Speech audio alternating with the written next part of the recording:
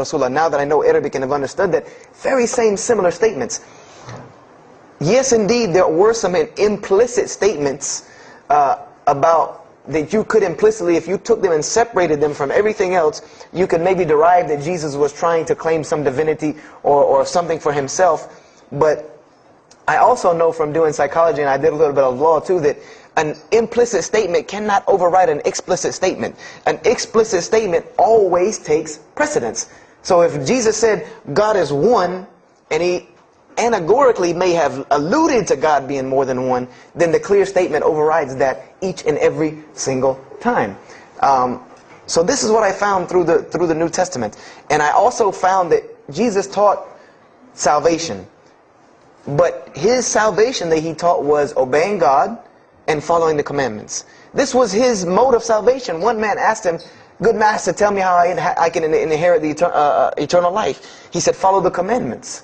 Follow the commandments. He even, in Matthew, was so sincere about it. He said, "Whosoever shall follow the least of these commandments and teach men to do so shall be called the greatest in the kingdom of heaven. But whosoever shall break the least of these commandments and teach men to do so shall be called the least in the kingdom of heaven." So this I understood very clearly, that Jesus taught the same nature of God that was in the Old Testament. He taught that the salvation lied in worshiping God and following the commandments. This I understood. Matthew, Mark, Luke, and John were very clear about this. You know, there were other things, the only begotten Son, you know, but these things were not in red letter, so I did not give them as much weight as what I did to the actual words that Jesus Christ was saying out of his own mouth. So I read Matthew, Mark, Luke, and John. All of it was saying the same to me. I said, and I was thinking to myself, this is not what I was taught about Christianity. You know, you're taught that God is 1 in 3, 3 in 1. You know, 1, 1, 1 equals 3. You know, Father, Son, Holy Spirit. Jesus died on your cross to forgive your sin. You know, and there was another thing that I noticed from the Old Testament, and this is a beautiful lesson to Muslims, because you're asked this all the time, especially when it comes to da'wah. And I never put 2 and 2 together until I learned Islam and then read the Bible one more time. Is I wanted to know why the Jews wanted to crucify Jesus so bad. Why so bad? They could have just mobbed him anywhere and killed him on the street. It's not like he had clans like the Arabs that would have come and backed him up. I said, why didn't they just kill him? You know, why were they so strict and sincere to tell Pontius Pilate, you got to kill him and you need to sanction it? We can't do it, but you need to sanction it to kill him. And now I understand it. Was that Jesus had a mission, and that mission was to share God with the world. And Paul even kind of tells on himself in his book of Galatians as to why Jesus was meant to be crucified, or the Jews wanted to crucify him. Paul said that the crucifixion is the stumbling block for the Jews. And he explained in Galatians that Jesus Christ, and this is how he tried to roundabout explain it, was cursed for us, to remove us from the curse of Allah by taking this curse upon us. For it is written, and he quoted the Old Testament, everything that hangeth on a tree is cursed. So I went back and studied the Old Testament and Judaic law, and I realized that people who were crucified, that was considered a curse upon them. You had to do something pretty serious to get crucifixion, because it was considered a curse from God. It was part of their law that when someone is crucified, that person is cursed. So wherever they buried these criminals, like in the graveyards in Israel, in Jerusalem, in Palestine, where they buried these criminals that were crucified, this was considered cursed ground. This was considered ground that you didn't go on, and you did nothing here, because these people are cursed by God. So I started to put 2 and 2 together. That it's not that they wanted to kill Jesus, because they could have just killed him. They wanted to disprove who he was. This was their point, was to disprove who this man was. He said he's the Messiah. They wanted to disprove it, and they knew if you can crucify Jesus, he can't be the Messiah. He cannot be our Messiah if you can crucify him. And even if he is, if we can still force our crucifixion on him, then that'll detriment his message. So they understood this and knew this, and this is why they wanted to crucify him. And this is exactly why Allah saved him from it. Because everyone asks you, why did Allah save him from the crucifixion? Because you cannot crucify. That was part of his law that he came to fulfill, that he could not be cursed according to this law. He said, I have come to fulfill the law. To fulfill it. Therefore, he couldn't be cursed according to it. And this is why he went to the Garden of Gethsemane and asked God to remove this from him, because he knew how detrimental this was to his message of crucifixion. So I began to see all of these things. So I started to read, I got to the book of Acts and started to read the writings of Paul the Apostle. And things went from this to this. It went from one way to another way. It went completely flipped, turned around. The entire teachings went from obeying God, worshiping God, following the law, to worshiping Jesus Christ and abolishing the law completely. Paul even wrote to the Galatians, "Oh, you foolish Galatians, why are you still following this cursed law?" Jesus Christ came as a curse to remove us from the affliction of this curse. So I said to myself, but Jesus just said a few books before this that whosoever shall break the least of these commandments and teach men to do so shall be the least in the kingdom of heaven. And here you go, Paul preaching this gospel to abolish the law. So I even asked, what is going on here? So I started asking my pastor, and my pastor said, now you're getting into deep water. You know, now you're starting to question the New Testament. You really have some issues. You know, they even thought that I might be, you know, possessed and all kinds of things. So I had a very big conflict going on inside of me, and my friend took me to his textual critic teacher, his professor. And what this man told me probably wrecked my faith in Christianity. And I always say, I doubt he would be very happy me traveling around the world telling people that a Christian professor from Bob Jones University wrecked my faith in Christianity. But he did. Because what I asked him was, what happened to all these contradictions? You know, in the Old Testament there are many contradictions. If you study Hebrew language, you'll understand that when you read some of the Old Testament or the Torah, that there are some parts of the Torah that you can see is the most beautiful Arabic that you can see, just the most beautiful Hebrew that you can see, just like when you read the Quran. It's very beautiful Hebrew. And then 2 chapters later, you'll see Hebrew that looks like a broken 3-year-old who is trying to scribble some Hebrew down. It looks very colloquial, very dialectic. You can tell it's not the same person speaking. So I went and asked him about all this stuff I saw. And he told me, he said, what you have is a book written by men over centuries and centuries and eons and eons. And he says, and this book started as an original that was copied and copied and copied, and somebody added a mistake, and somebody came behind him and corrected that mistake and added 2 of his own. Someone came and copied it and skipped a line and added a line where it wasn't supposed to be. And then someone else came and copied it and took it to his country, and in order for it to fit well with the doctrine they were teaching, he would cross out a dot here or cross out a word here or change a word here so that it would fit with the theological ideas of this part of the world. And he said, and after all these years, you have a book now that is compiled from all of this, written by the hands of men that still have men's fingerprints left on it. And that's what you have. You have an imperfect book that is only perfected through faith. This is exactly what he told me, that this book is perfected through faith. You cannot perfect it textually. It's not a textually perfect book. Those who believe in it by faith. And so I said, here we go again with this faith thing. You know, I said, God gave me a brain for a reason. If He did not want me to use it, He would remove this reason and logic part of my brain out and replace it with more faith. So, you know, and I was of the opinion, you know, as the saying goes, my grandmother didn't raise a fool. I'm no fool. I said, I can't believe in this. You know, I mean, this book I've been taught is the inerrant word of God, and you're just telling me that it's a book of errors that's only perfect through faith. That's like me taking a 1982 Datsun all beat up and say, if you believe, it can be a Mercedes. If you believe. You know, that would make no sense. You can't take a car to the car dealership and say that. No, if you really believe it, if you look at it right, it's a Mercedes. So I said, no, you know, this is a book full of errors.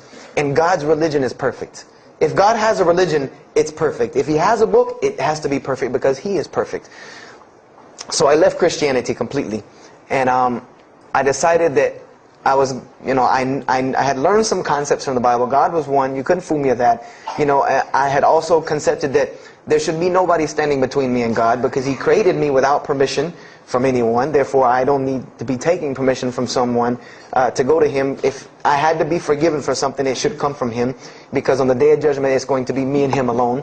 And I didn't know about God's prophets yet. You know, I had my doubts and persuasions about that. So I decided to start searching other religions. I went back to Judaism. I studied Judaism. I found the same thing that Jesus taught about two spiritual Jews that leave the law, and Jews that were so caught up in the law that they left no room for spirituality. I studied Buddhism, Hinduism, Taoism, Confucianism, Wiccan, Bushido. Everything I could get my hands on, every type of ism or religion, I studied it. But there was one litmus test that I used for every religion. And whenever I met them, or the people or whatever about this religion, I would always ask them, do you have a book?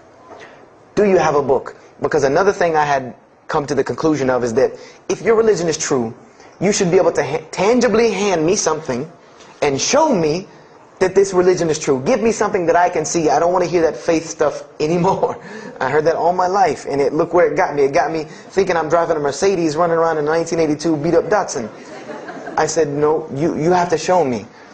And so I read the Bhagavad Gita, I read the Torah, I read the Scrolls of Tao, I read the Code of the Bushido, I read the Wiccan Book of Spirits and Spells and all that other magic stuff they have. And I read all of these things, and I found something very congruent with all of it, was that there were very same philosophies and teachings in all of these major religious books. They all talked about God and His nature. Most of them alluded to the fact that God is one, and that God sends messengers to us and people to us to teach us. But they were filled with a whole bunch of garbage, to be honest with you, that I couldn't logically, rationally believe. So at about the age of 17, just about the time, about 17 and a half, I gave up my search for God. And I became kind of angry with God, because I said, here I am looking for you, and I can't find you, and it doesn't look like you're giving me any help. And I don't know how many of you know, but for a 17-year-old that is frustrated with God and the world, there's a lot of trouble he can get into. There's a lot of things he can do to put himself in predicaments when he's frustrated the world and had come to the conception that, if there's a God that exists, then He doesn't really care about me. That's a kind of a dangerous young man.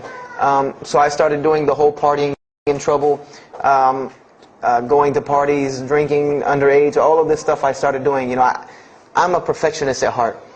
So when I was a Christian, I tried to be the best one I could. If I was going to switch to being any other religion, then I was going to do that 100%. So you better believe when I went after the dunya, I did that 100%.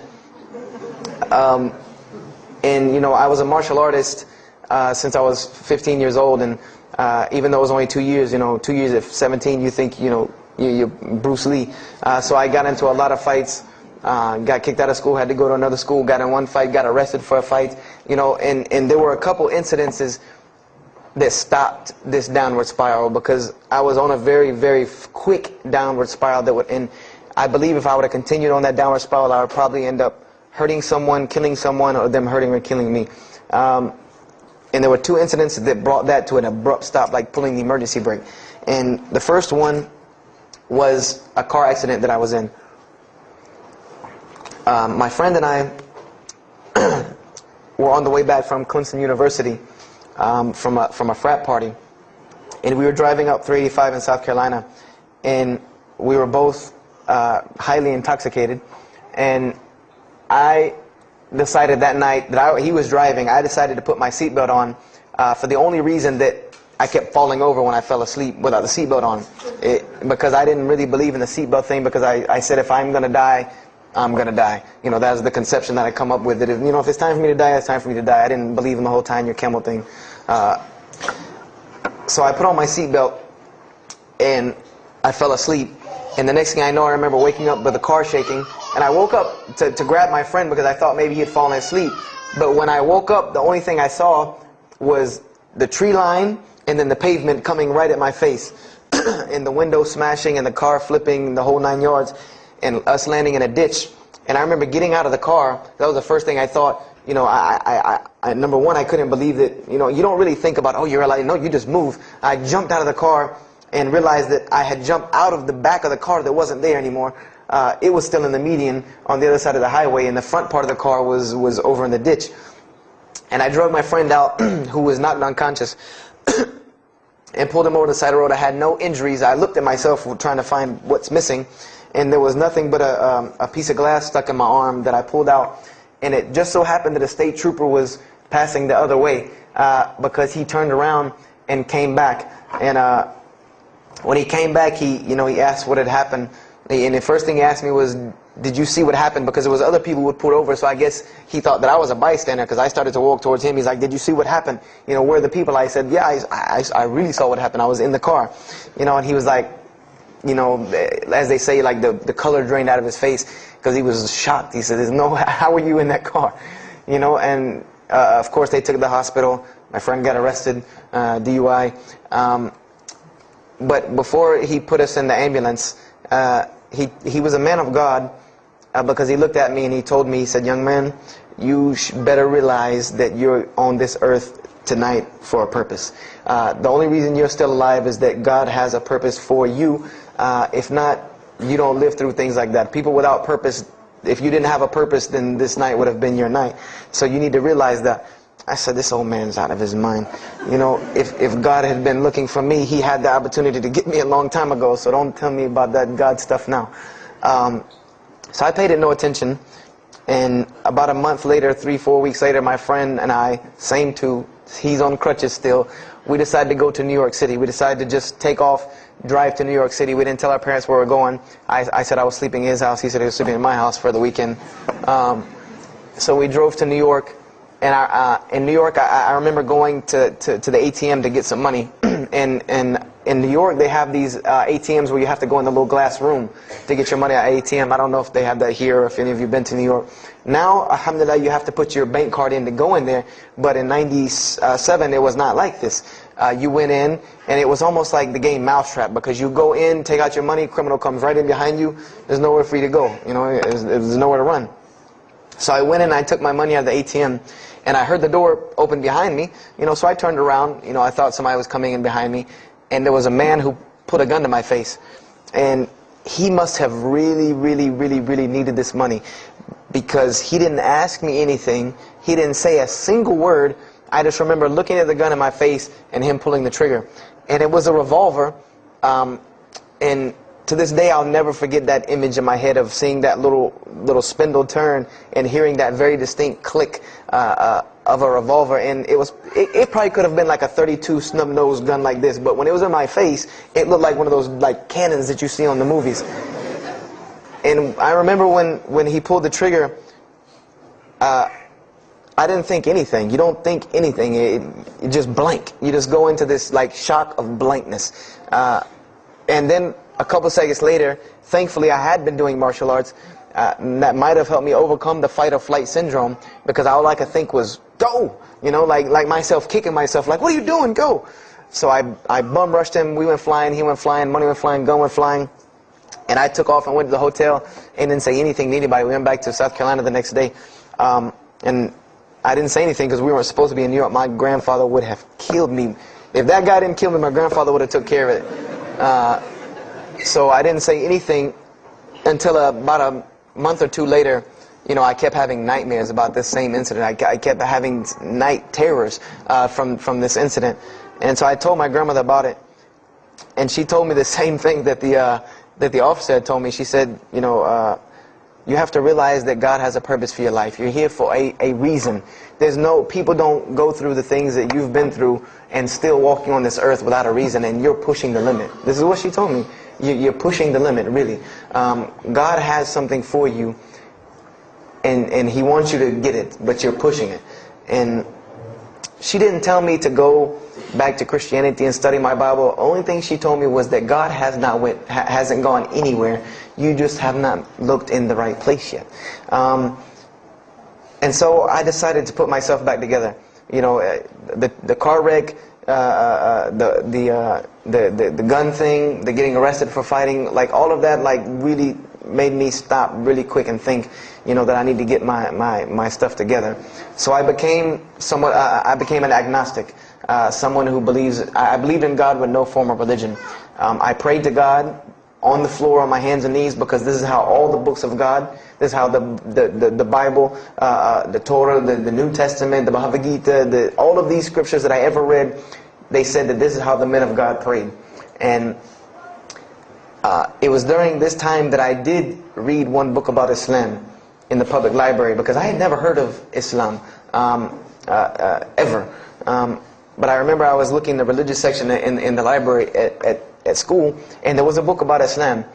and or it was in the library, the public library, and I remember it was some title like "Why I'm Not a Muslim" or some, you know, one of these titles that was propagandistic against Islam, but I had no idea. So I just took the book and I read it, and I remember it said that Muslims, M-O-S-L-E-M-S, and any of you knowing Arabic knows that's a very derogatory word. A Muslim is someone who oppresses someone else. That's a very quick sleight of the pen that was used in the past for a very real purpose. It said that Muslims were people who worshipped a moon god named Allah, who lived in a box in the desert in Saudi Arabia, and they were oppressive to women. I remember there was a whole chapter about how they could have 4 wives and as many as they want, actually, because they could marry 2, divorce 1, get 3 more. You know, this whole, you know, and it said that, you know, I remember the one thing that really caught my attention was the whole chapter on jihad, where it said that Muslims were allowed to kill non-Muslims at any time, at any place, without discretion, and it was an honorable act, and not only would they go to heaven before it, but they would get 70 virgins on the way. You know, so I closed the book on Islam, put it back on the shelf, and marked off Islam off my little list of religions, and said thanks but no thanks, and if I ever see a Muslim, I am out. And I said I'm pretty safe in Greenville, South Carolina. I had never seen a Muslim ever. So I said, you know, I don't have to worry about running into no Muslims, thank God. So, you know, I started, you know, just worshiping. You know, I tried to just be a good person, you know, pray to God, ask Him for guidance, try to be a genuinely good person. And I remember what changed is when I met a Muslim. I met a Muslim who I had met a couple of times at school. We had went to school together, and I knew him, but I never knew that he was Muslim. And there's a couple of reasons why I never known he was Muslim. Because he was African American, number one, and the book said that Muslims were Arabs. And number two, I didn't know, you know, I thought Muslims ran around, you know, marrying as many women as they want and killing non-Muslims. I didn't know that they could also be part-time drug dealers. So I didn't know, I never knew that this guy was Muslim. I didn't put 2 and 2 together. So we were at his house one day, and me and my other friend, the one that, you know, I got into a lot of trouble with, I'm trying to keep him out of trouble now. We were at his house, and we were debating something about religion. I forget what even the topic was, but you know, you had 2 teenagers thinking they know everything. And I was trying to explain something to him about the Bible. And that guy came in and was listening. He said, "Have you ever heard of Islam?" I said, "Yes, I've heard all about Islam." He was like, "Okay, so what do you think of it?" I said, "What do you mean what I think of it? That's probably the worst religion I've ever seen on the face of the planet." He's like, "Why?" And he's like, "I'm a Muslim." I was like, "Man, stop playing." You know, like, you're an African American. You know, he's like, "So?" I'm like, "The book said you guys were Arab. All the Muslims were Arabs." He was like, "What else did you read in the book?" And I told him. He was like, "Man, what in the, you know, what have you been reading?"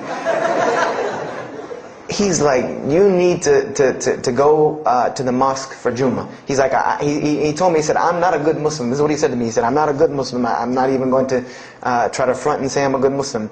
He said, "But I can guide you to some people that can tell you the real truth about Islam," because he knew about my story about wanting to find religion. And he said, "You need to go to the mosque for Jummah." And I said, What's Jummah?" He said, "It's just like church with no chairs." And I said, "I can do church with no chairs because in church the chairs were the worst part anyway.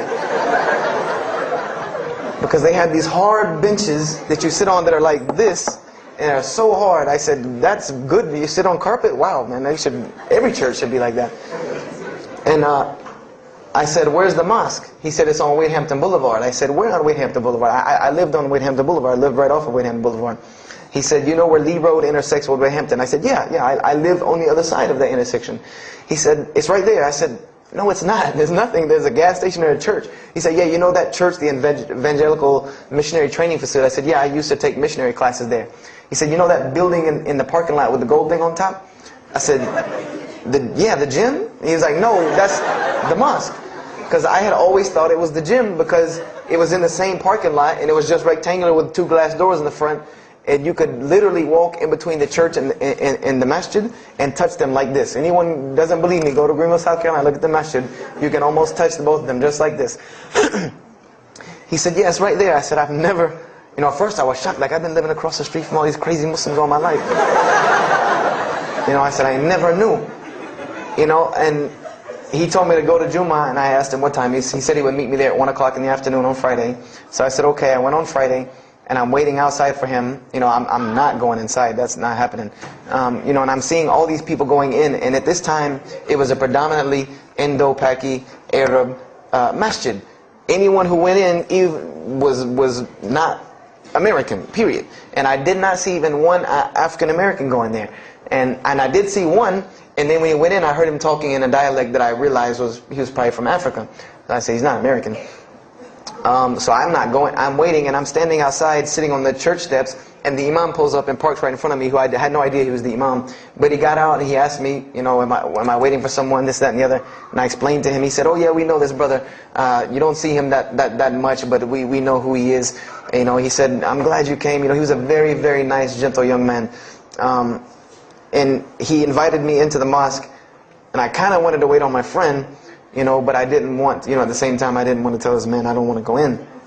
So I went in, and they put me in the back and gave me a chair anyway. And I said, I came to sit on the floor. And they gave me a chair anyway, and all of these people are piled up in front of me. And there's no Americans here, and I'm starting to wonder, if this is a setup, because it's starting to smell like a setup to me, because in my mind I'm like, you've been set up before, and this seems kind of like this. So, and I'm starting to think in my head, scenarios, a young mind at play.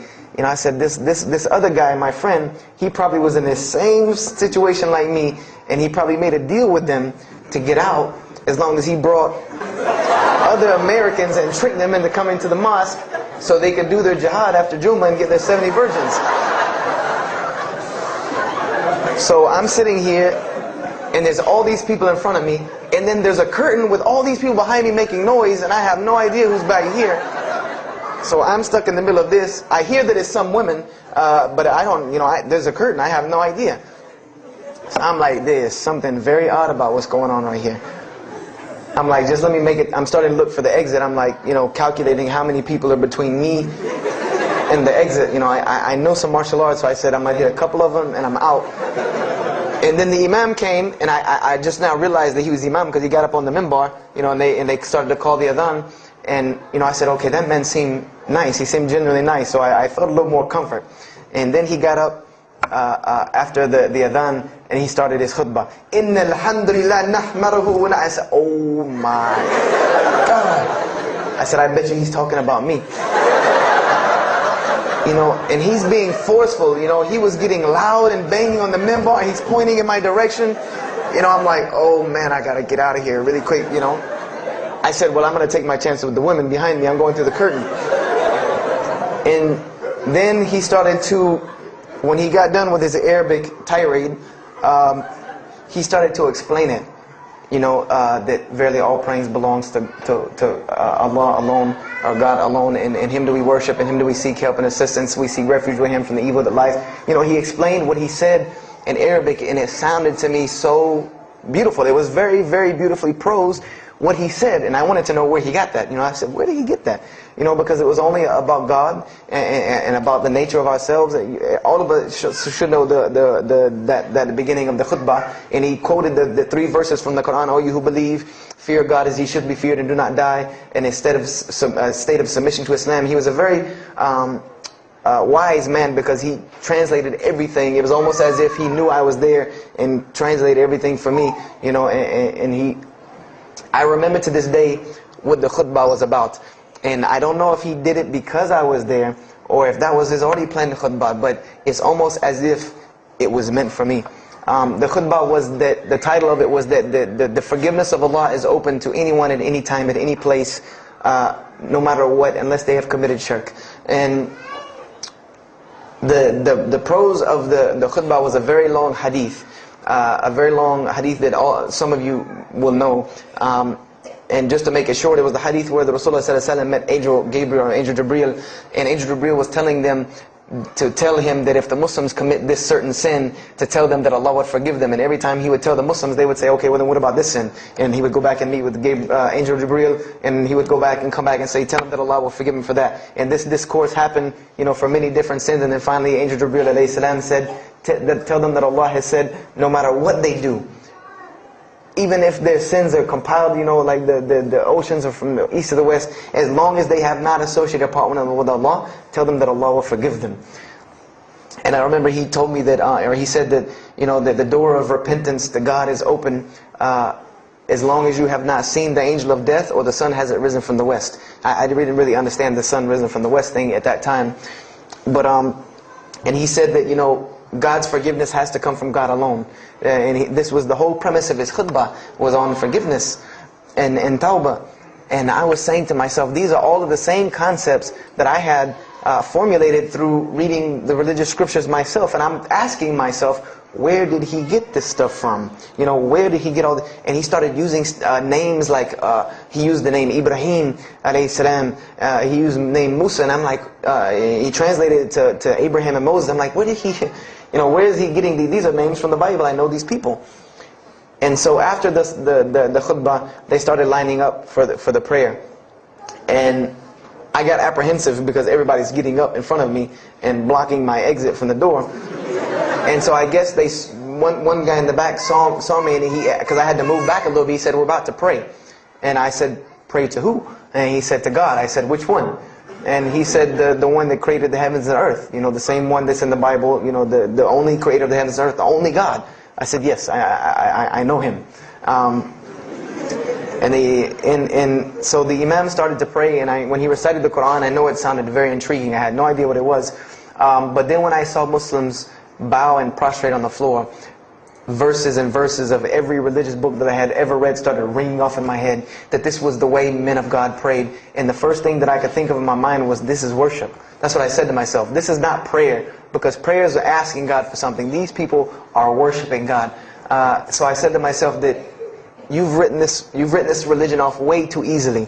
I thought I was a much more open-minded person than that, and I was ashamed of myself that I had written it off with just one little book. I had put all these studies into the other religions. I read this one thing about Islam and was done. So I went to the Imam after Jummah. He talked to me, and I would have to say that I was probably a little bit rude with him. And I've asked him to forgive me. I saw him a few years later. I said, you got to forgive me for the first time you saw me. Because he started telling me, would you like to know a little bit more about... He had a very heavy accent. He was an Egyptian brother. Would you like to know a little bit more about Islam? He tried to give me some pamphlets. I said, no. I don't want any of this right here. I said, do you have a book? This is what I wanted to know. Do you have a book? Can you give me... He said, yes, we have a book. I said, it's called the Quran. I said, can I read it? Is it in English? Can I read it? He said, sure, you can read it. And then he tried to explain it to me a little bit, how it came by. I said, nah, just give me the book, because the book should speak for itself. So I took the Quran home, and on Friday night I started to read it, because this is a book I had never seen before. And I was very interested. So I went home and I opened the Quran, and I read the Fatiha. It seemed to me kind of like the Lord's Prayer. It was a little similar to what I found in the Bible. But then I started to read Surah Al-Baqarah. I started to read Surah Al-Imran, and I started to see names that I had seen before. I started to see names like Abraham, Moses, David, Jesus, Yahya, John the Baptist, Zechariah, Mary. And I said, I know all of these names, but there was something different about these people in this book. The prophets that I found in the Bible were people that were deplorable, of not very character. These same men in the Quran were someone who were at the highest echelon of moral character and moral fiber. They were someone that was an example to be followed because they lived the message that they preached. Therefore, they were able to be followed and emulated. So I read all of these chapters, and I read the story of Jesus, peace be upon him, because when I saw the name Jesus first, that really intrigued me. I wanted to see, what does this book have to say about Jesus? And I read the story in Ali Imran, and I read the story in Surah Al-Maryam, and it was It was more beautiful than anything I had ever read in the New Testament, or any nativity story that I had ever heard. It was more beautiful than that times 10. I remember the only thing that I could capture in my mind was the miracle of how, because in the Bible you never really figure out the conflict of how Mary gets over this finger pointing at her about her coming with a baby and she's not married. There's no real end to that. There's no real defense for her from this in the New Testament. But the Quran is so explicit and so clear that Jesus' first miracle was to speak from the womb, to speak as a baby and defend the honor of his mother. Something that you cannot deny. Something that you cannot deny about her, who Mary was, when you have this baby speaking on her behalf. So I would say I read the Quran entirely in 3 days. But that first night, after I had made it through Surah Al-Imran, my heart was already given to this book. I didn't know what it meant to be a Muslim. I didn't know how to be a Muslim. I didn't even know what that meant. But I knew that whoever it was that followed this book, I wanted to be like these people. I wanted to be like the people that I read about in this book. These were people I could follow. These were prophets. This was a book of guidance. And this was something that the book is calling and appealing to me. That if you don't believe in this book, you never see that. I've never seen this in any other scripture. The direct challenges that are in the Quran, that if you don't believe this book is true, put it to the test. Put it to the test. And this was something that was so astounding to me, that God is telling you over and over again, if you don't believe this is the truth, test it. Bring me something else like it. Test it. Put it to test. If it was written, if there was more than, all of the analogies about God, everything was so logical, so rational, so reasonable in my mind, that it was like 2 + 2 = 4, and that was it. There was no 1 + 1 + 1 = 3, egg, yolk, water, fight. There was none of that foolishness. The Quran was very direct and very straightforward in its teachings.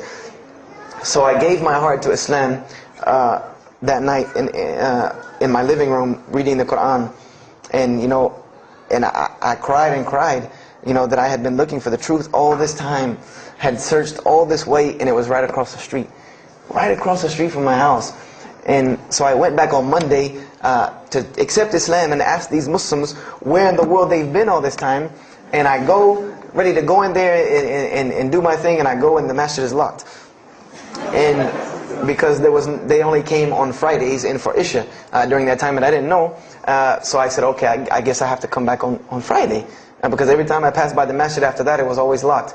So I came back on Friday and I took my shahada, and as they say, the rest is history. But I don't travel around the world, and this was in December of 1998. I don't travel around the country and the world telling my story, just for the entertainment value. Even though I've been told it does have some entertainment value, I don't tell it for that person for sure. If that was the only reason, then you could just get it off of YouTube and it was the same exact story. I'm going to finish with this, and I hope you can give me 10 more minutes, inshallah, to tell you why I go around telling my story. I tell my story to let everyone realize that there are millions and millions of people just like me. Just like me in 1998, searching for the truth, can't find a way out. There are millions of people. There are probably millions of people in California, hundreds and thousands, if not millions, right here in in Orange County and Los Angeles in the Southern California area, that want to know the truth, that are tired of hearing the same garbage preached to them over and over again, tired of this shaitan box telling them the same thing over and over again, tired of the world being in the condition that it's in, tired of their life being in the condition it's in. And we as Muslims have the solution to every single one of their problems. And guess where we keep it at? Right here inside the masjid. Right here inside the masjid, we have all of this truth. We have the solution to every problem in the world. You want to solve the world hunger? The problem of world hunger? Islam has the problem. You want to solve the problem of world poverty? Islam has the answer. You want to fix the economic situation of this country? Islam could fix it tomorrow. And this was in an op-ed piece in the Washington Post. In the Washington Post, there was an op-ed piece that the two markets that are falling apart in this country are investments and housing.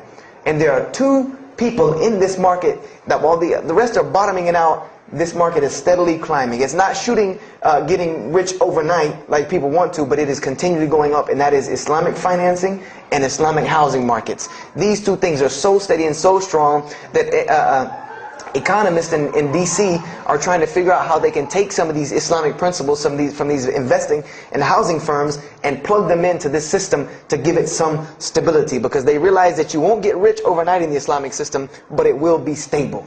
It will be something that will give stability.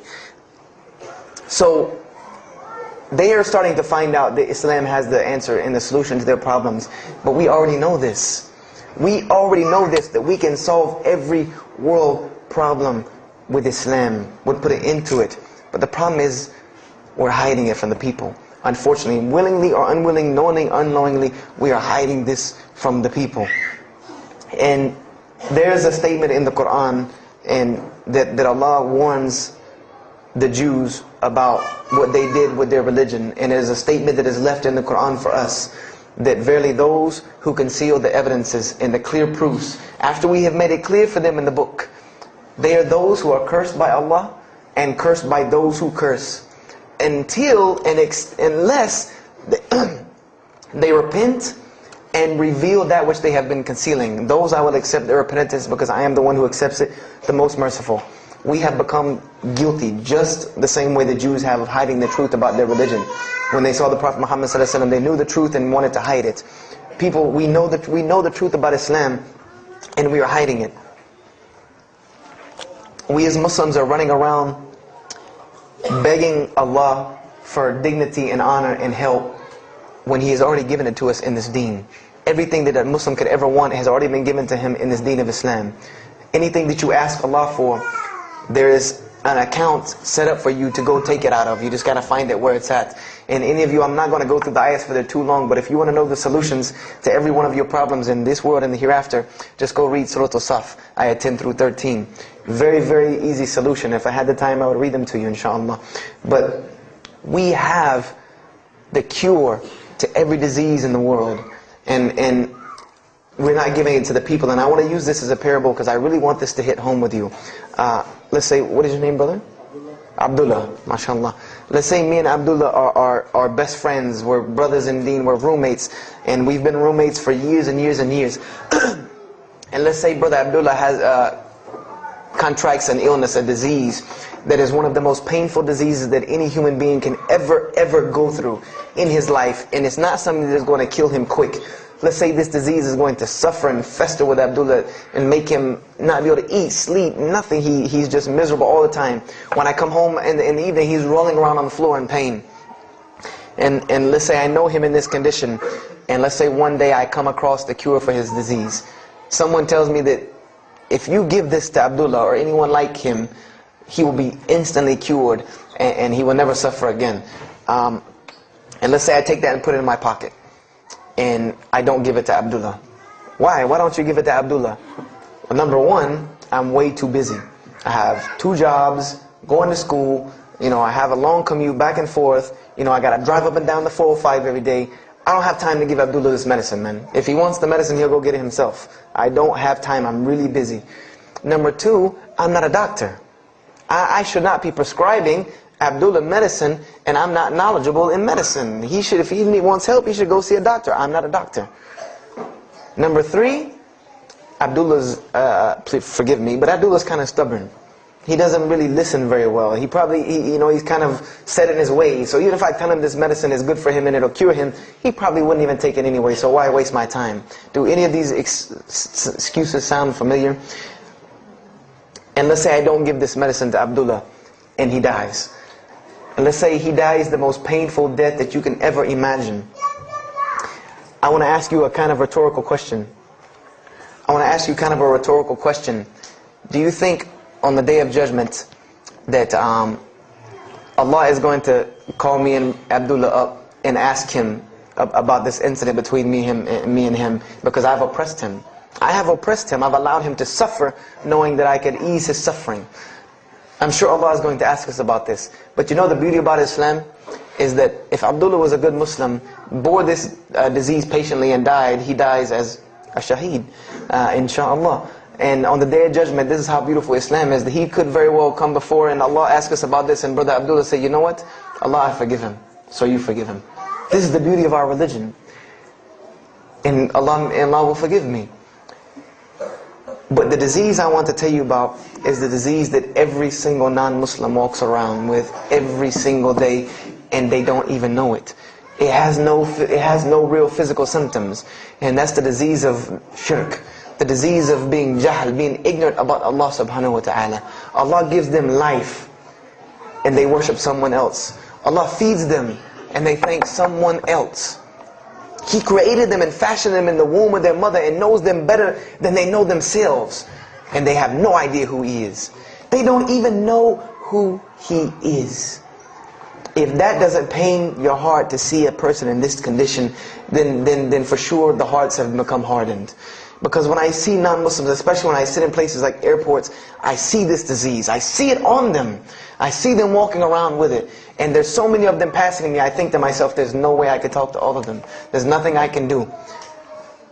And this disease is something that not only is not going to show up as a physical symptom, and is going to leave them ignorant about Allah subhanahu wa ta'ala, but when the day they die, they will die the most physically painful death that anyone can ever suffer. The Rasulullah said that when the angel of death comes to the disbeliever, it doesn't come kindly. He yanks the soul through the nose, and it's as if his flesh is torn from his bones.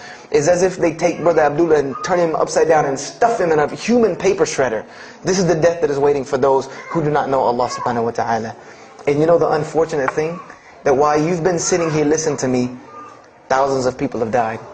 Thousands of people have lost their life not knowing Allah while I'm talking to you right now. People in this city have lost their life, and there's nothing we can do about them. They're gone. It's too late for them. We can't save them even if we want to. And that's a deplorable, deplorable, sad, sad fact, that we can't save them. But there are many, many, many, many who we can save. And that all that takes is us taking this light of Islam we have and showing it to the world. There's a statement in the Bible, and I finish with this. Whether Jesus alayhi salam said this or not doesn't matter, because this statement is one of the most profound statements that has been somewhat of a focus for me in my mission of da'wah. It is said that no one would bring a candle into his home and then place a bucket on top of it, because then no one would benefit from the light. No, if someone would bring a candle in their home, they would set it on the table in the middle of the room so that everyone could benefit from this light. And unfortunately, the Muslims of this generation, we are a bunch of candles with buckets on top of it. No one can see our light. No one can see the beauty of Islam in it. Believe me, if you don't see it, believe me, take it from someone who was once standing on the outside looking through the window at that light. It is one of the most beautiful things you can ever lay your eyes on. It is a treasure to be found of treasures. And everyone else can see this, and they will see this if we show it to them. If we allow Islam to be Islam. If we start becoming Muslims, meaning that the best form of da'wah that you can do to this world is very, very simple. It's not complex. It doesn't take a 10-hour workshop, even though some of the details do. But if you want to know the way, the best way to do da'wah is for Muslims to be Muslims. That's it. Study our history. Study the history of Islam. Why was the world conquered by Islam? Not through military campaigns and wars, but through Muslims being Muslims. The most populated Muslim country, Indonesia, was because of Muslims being Muslims. A few Muslims decided to get up off their behinds and go to another country and live their life as Muslims, not shaving off their deen to be pleasing to those people, but being Muslims. And when the people asked them and inquired, what is it about you backwards Arabs that we've heard all these crazy things about? Now you come out of the desert with pristine moral and character, and you have better ethics and morals than we do. What is it that's happened to you people? And their answer was, La ilaha illallah, Muhammad Rasulullah. That we believe in Allah and He has sent us a man named Muhammad, and we emulate his lifestyle. That's why we're like this. This is what conquered the world for Islam. This is what conquered people's hearts for Islam. Was the truth and the beauty of it and its simplicity of its message. This is what brought me, and this is what the world needs. With all of this foolishness going on in the world, this is what it needs, the simplicity of Islam, whether they want to hear it or not. They know it in the bottom of their heart. When you show them the truth, even if they turn away from it, they know it's the right thing. They know it's the truth. And on the Day of Judgment, you can stand before Allah subhanahu wa ta'ala having washed your hands and saying that I did my job. And I finished just one more thing. I finished with this. If you don't believe this is important, if you don't believe this is one of the most important things you can do as a Muslim, then the last statement of Prophet Muhammad ﷺ to the Muslims as a whole, he gave his farewell sermon. And we know that what his farewell sermon was a summary or a synopsis of what Islam is and its general principles. And he knew this was the last thing he was going to say to the Muslims as a whole. And how did he end this sermon? Those who are here, pass this on to those that are not here. For verily it may be that the last one that hears my message may understand it than those right here among us. He gave a command to those Muslims to pass it on, and for those Muslims to pass it on, and for those Muslims to pass it on, until there was no one left to hear this message. This was a command he gave, the last command he gave to this ummah as a whole. And then what happened? He pointed his finger to the heavens and said, "O Allah, bear witness that I have indeed conveyed your message." And upon saying this, what happened? Allah revealed the surah, "This day I have perfected for you your deen, and completed my favor for you, and chose for you Islam as your religion." And the last statement that Prophet Muhammad ﷺ gave to us before this was revealed was that we must pass this message on. He gave us that duty. He took that duty that was only reserved for prophets. No one else, no other. If you don't believe me, go read Surah Al-Bayna about what was commanded of the other nations. No other nation was given this opportunity and blessing to pass on this deen except us. Because there are no more prophets coming. So the job falls on our shoulders. Qurans are not going to fall out of the sky and hit people when they're walking down the street. This job has now become ours. And just like if the Prophet Muhammad ﷺ had not done his mission, he would have been accountable before Allah. If we do not do our job of spreading this message of Islam, we will stand before Allah on the Day of Judgment. Don't be the person standing before Allah on the Day of Judgment and your neighbor that you've known, your co-worker that you've known 10, 15, 20 years come and find you and tell you, you knew this day was coming. You knew this day was coming and what was going to happen to me, and you did not say anything to me. And those people will complain to Allah about us. They will complain to Allah about us. Because we have the truth right amongst them, and we're not giving it to them. We need to stop hiding it in our masjids, in our homes, in our hearts, and we need to give it to the people. It's beautiful, trust me. Just hand it to them. Just hand it to them. I promise you they'll take it, because it's something that is so pure and pristine. And now forgive me for probably going over my time, and if we have time, I want to leave some time for questions and answers. I will be outside to take any questions and answers. The only last thing I want to announce and let you brothers and sisters know is one of my biggest dawah projects is a DVD project that I do. And my goal is to put a DVD about Islam in the hands of every single person in the United States of America. Right now I'm working on Florida and I have other brothers working in other places because people will watch a DVD. We did studies on this, and people will watch media before they'll read a book or before they'll listen to an audio CD. And alhamdulillah, through these DVDs we've gotten, I would say, an average about 2 shahadas a month. Because my personal contact info is on the DVDs, and people watch them and they call me and I converse with them, and usually most of them accept Islam. I just had a shahada the day before yesterday from Irvine, Texas, from someone who had bought the DVD and given it, a Muslim had bought it and gave it to his friend. His friend hated it or didn't want it, so he gave it to another person, and that person gave it to a co-worker at work who watched it and accepted Islam. So this is one of my biggest projects.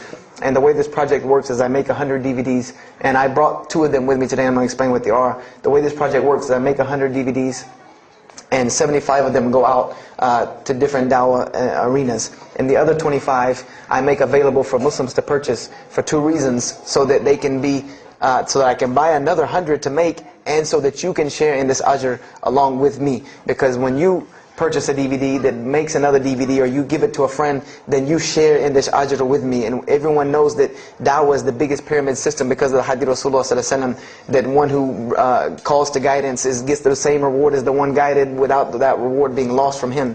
So I made these DVDs available to the Muslims so that you can put a little effort in dawah and make another 100 inshallah. So I brought 2 today, and they're outside.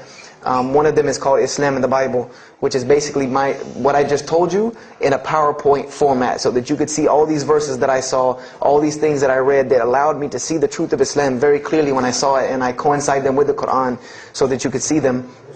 And there's another one the other one's called The True Gospel of Jesus Christ, where I go through the New Testament. Well, first part I think is an interview about me and my story to Islam, and there's some other Q&As on the other DVDs about nature of God and all these different things.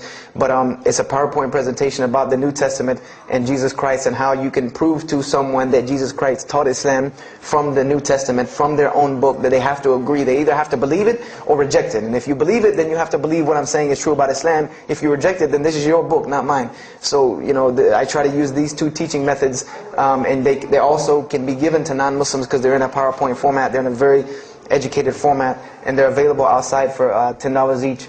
So if you could, please don't make me take any of them back home, because they always hassle me about taking 200 DVDs on an airplane anyway. So please come and get them. And if you have any questions, my contact info is on there and everything. If you have any more questions for me, and my website and everything. I thank you for your time. And if anything has been of benefit, know that truly all good comes from Allah subhanahu wa ta'ala. And if anything that I have said is incorrect or hurtful or shameful, know that indeed that comes from my own nafs and my own lack of understanding. أقول هذا واستغفر الله لي ولكم فاستغفروه إنه هو الغفور الرحيم. السلام عليكم ورحمة الله وبركاته.